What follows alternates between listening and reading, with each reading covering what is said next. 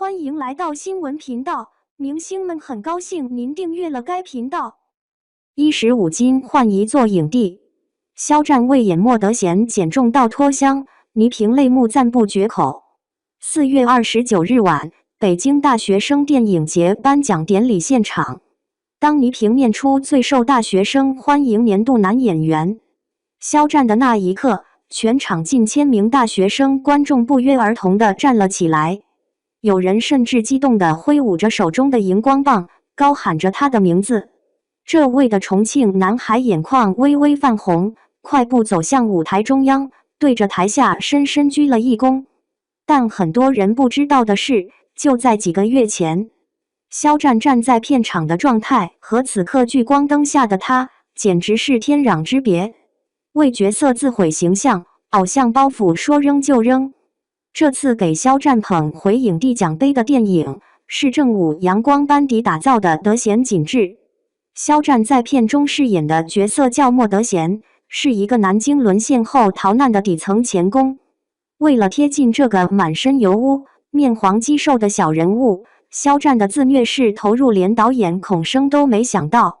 要知道，在《如梦之梦》和《陈情令》中，肖战的形象一向是温润儒雅、锋芒内敛的，而这一次，他主动剃了寸头，硬生生减重15斤，把自己熬成了颧骨突出、身形单薄的模样，连导演都忍不住感叹，差点没认出来。他还特意晒黑了皮肤，嘴唇一直保持着干裂的状态，佝偻的步态几乎从头维持到尾。据现场工作人员回忆，有一场戏，肖战蹲在墙角啃冷馒头，那种眼神里又饿又倔的劲儿，连摄影师透过镜头都觉得心头发紧，这根本不是在演，他简直真的把自己活成了莫德贤。3个月的地狱式准备，全靠硬扛。颁奖典礼上，倪萍拉着肖战的手说了好些话，语气里满是心疼。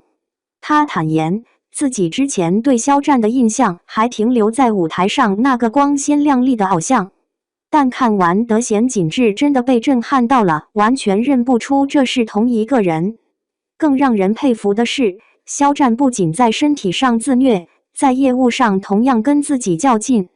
开拍前3个月，他直接住进了南京老城区的工坊里，跟着8级钳工学淬火、锉刀、电焊。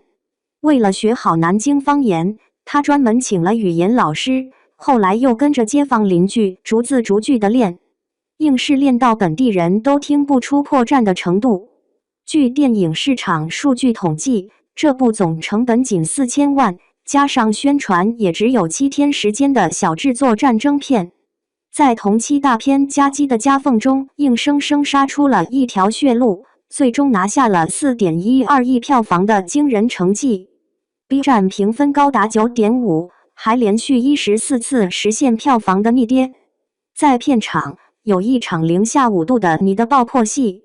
肖战拒绝使用任何替身，所有磕碰和滚打全部亲身上。在领奖台上，肖战的发言简短却铿锵有力。他说，莫德贤只是一个普通的小人物，但即使在最绝望的深渊里，也能从缝隙中生出一丝希望。他感谢了导演孔生、编剧蓝小龙，并向台下的大学生朋友送上了美好的祝福。当流量开始认真演戏，市场给出了最诚实的反馈。其实这已经不是肖战第一次为角色如此投入了。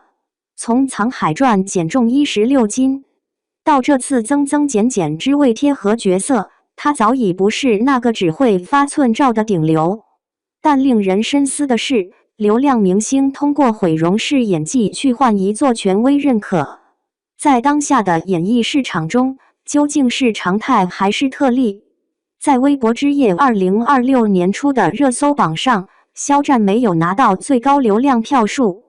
却凭借连续5部获奖作品，成为唯一被央视点名表彰的年度黑马。到底是口碑支撑了实力，还是实力换来了奖杯，似乎已经不再重要。重要的是，当一个曾被视为偶像标签的演员，愿意把15斤体重、3个月方言折磨， 10多次零下片场灰头土脸的狼狈全都揉进身体里时，整个行业的标尺已经开始松动。你觉得一个减重到脱香、晒到脱皮的顶流，值得一座影帝奖杯吗？欢迎在评论区留下你的看法。